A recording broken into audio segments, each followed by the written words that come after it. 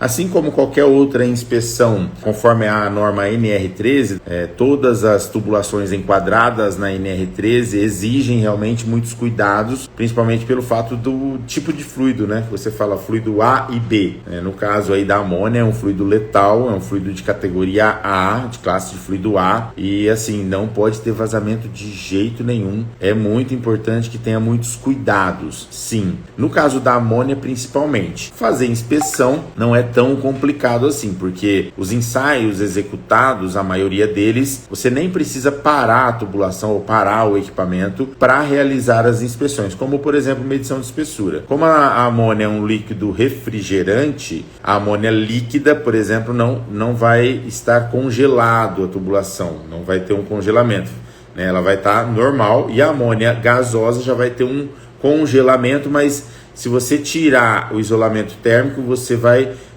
ter só uma transpiração ali da tubulação, e você consegue fazer sim uma medição de espessura e uma avaliação visual, tá? Não vai conseguir fazer líquido penetrante, mas uma avaliação visual você consegue. Então vamos dar um exemplo aqui de uma inspeção periódica de tubulação de amônia. Você vai lá, medir espessura, vai fazer o visual, e aí você consegue chegar nos dados. Quais são os dados importantes? A medição de espessura é muito importante, principalmente em pontos estratégicos, tá bom? Porque existe o risco, sim, de ter uma espessura abaixo da mínima e essa tubulação vir a perfurar e ter vazamento de amônia. Isso é um risco muito grande para a saúde humana e também para o meio ambiente. Então você precisa sim tomar esses cuidados. A medição de espessura nessas tubulações, sempre no mesmo ponto e nos pontos de maior ponto de fluxo, né?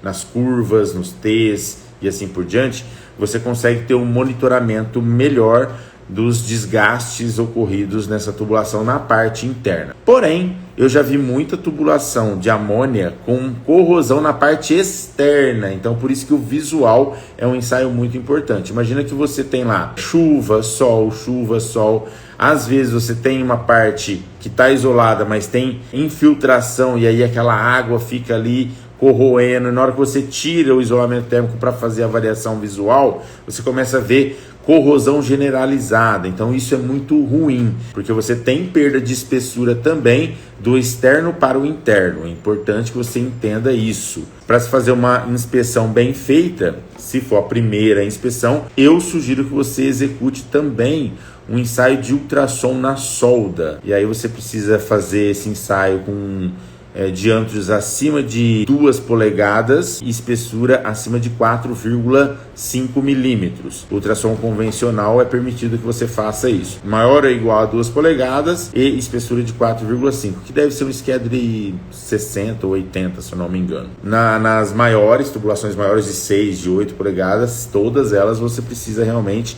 fazer as inspeções.